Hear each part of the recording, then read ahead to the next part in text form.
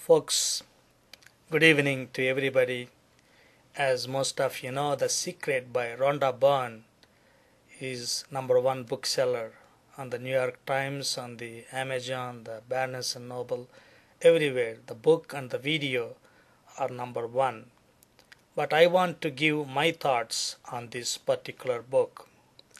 And I think this book is a dangerous book. I will give you 8 reasons why I think this book is dangerous. You see, the very appeal of this book is deceptive. That the secret was suppressed for so long time, and there was a conspiracy to suppress the theory. And also there is a secret going on. I mean, this book resembles to me the Da Vinci Code. There was also a conspiracy to keep the secret as a secret as it was running through the centuries. The same technique is used here. So the very appeal of the book seems to be very deceptive to me. But I want to give you 8 reasons why I think this book is dangerous. #1, this book will make you bankrupt. Believe me. Because this book says that whatever you want in life, just think about it. Think positively. Now, positive thinking is okay. Norman Vincent Peale and others have taught about positive thinking for so long a time, and we have understood the message. But this book will take that positive thinking to extremes. Just think about it, it will be there. My friend, that's not the reality. Everything comes through hard work. It just doesn't bring things to us through positive thinking. We have to go out into the world and do hard work to earn things. And if you go with that mentality, the secret to money, just think about money, the money will come. Think about the things, even think about hot woman. That's pure materialism, appealing to the greed in human spirit, folks. And if you follow that theory, it will make you to file for bankruptcy soon. Secondly, this book is dangerous to your health. I mean, this book says if you have cancer, positive thinking will dissolve. It has examples of how people got healed of breast cancer, people with paralysis walking up. I mean, this is pure myth. Positive thinking has its effects, folks, but it does not cure cancer. In fact, Richard Vendor, the president of American Cancer Society, he said that because of this kind of positive thinking, people might delude themselves. They might ignore the well-established therapies for cancer. My friend, that might happen. This book is dangerous to your health. A breast cancer will not go away by positive thinking. A brain tumor will not go away by positive thinking. It needs doctors. A cervical cancer, a heart disease, they need well-established medical diagnostic methods. They don't go away with positive thinking. So this book, secondly, is dangerous to your health. #3, this book will make you unkind. This book says just shun away from fat people. That brings negative thoughts. So this book makes you unkind, folks, because you see, not all obese people have to blame themselves for indiscipline in eating. Some people get, in fact, many people get obesity from their parents as inheritance. But this book says just shun away from people who had bad luck, who are in tragedies. In fact, through your law of attraction, even tragedies, you bring them into your life. Then what about people in Indonesia who lost their children in tsunamis? Did they have negative thinking? Did they block their positive thinking? What about the parents who lost their students, folks, in Virginia Tech shootings? These young, innocent students, didn't they have positive thinking? Do we blame their negative thinking for losing their lives?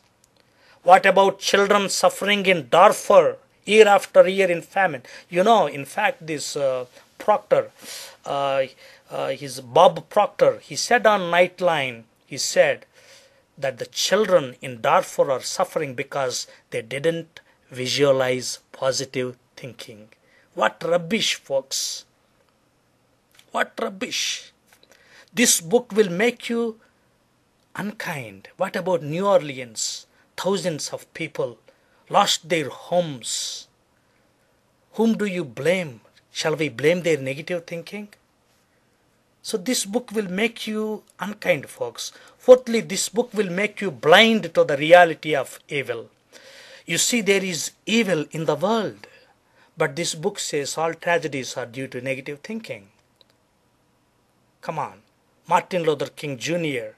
fatally shot by a racist man. Shall we blame the negative thinking of Martin Luther King Jr.? There is evil, folks. Evil taking the lives of innocent people. What about a woman who got raped? Shall we blame her negative thinking for getting raped? What about the children who are being molested? Don't they have positive thinking to keep themselves safe? What about children being born with disabilities? Where was their positive thinking or negative thinking? This book, folks, it makes you blind to the reality of evil. Number 5, this book will make you narcissistic. The law of attraction, you are attracting everything in the universe. In fact, the whole universe will bend to satisfy your desires. Pure narcissism, folks. My desires must be fulfilled. Whatever it costs, just all I need is thinking and thinking and thinking in positive way. This makes you more narcissistic, but the reality is the universe is not revolving around you. Even your own street in which you live is not revolving around you. Number 6, this book will make you buy homosexual agenda. You see in the DVD, the secret DVD, folks, a homosexual man will get abused. He is picked by his colleagues. Not just that, somebody pours hot coffee on homosexual man. I mean, what is this? Just making people sympathize with homosexuals. Who is throwing hot coffee or hot milk on homosexuals? Nobody is doing that. But this book is just making people accept homosexuality, the abomination, the sin of Sodom and Gomorrah into people's lives. Number 7, this book will make you a person guided by feelings. You see, feelings. Just follow your good feelings. Just feelings make you good. But you see, my friend, feelings, when you follow your feelings, you are not going on the right track. Sometimes your feelings will misguide you. In bad circumstances, you might feel good, and in good circumstances, you might feel bad. So the feelings is not the right guide to the reality of the world. In fact, God gave us His word. By that we should be guided, not by our feelings. A rapist says he has good feelings while raping a woman.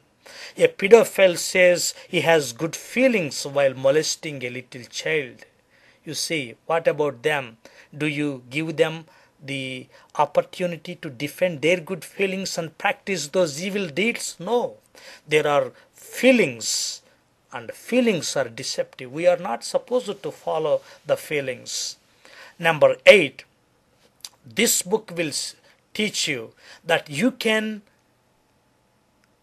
determine your own destiny. But that's a lie. You see, the Bible says there are only 2 destinies, heaven and hell.